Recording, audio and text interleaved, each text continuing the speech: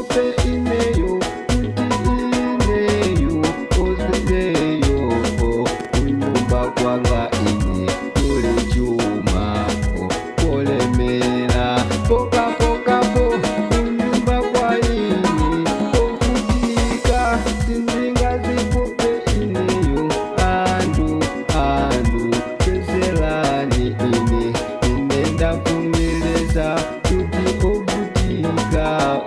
kumawande ine asandidalisa mulungu wanga ine musamazitenge kuti ineyo sindizapezazo tuma kati mulungu wanga adalemba kuti ndifikana ine kumwalira kuti chuma sindingakale nacho sindikudandaula chifukwa chake alemba zimenezo adandilenga ineyo sindidandaula so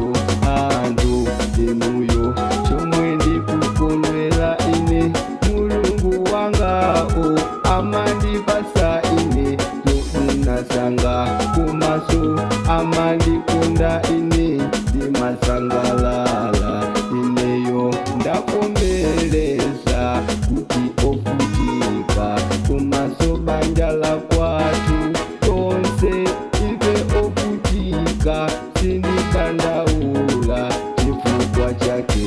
adalemba mulungu wanga ineyo muzingo kamba zoti ine ovutika kuma kwa ine ndilibe nazo chito kuma andu ineyo wanje ineyo ndisadalisidwa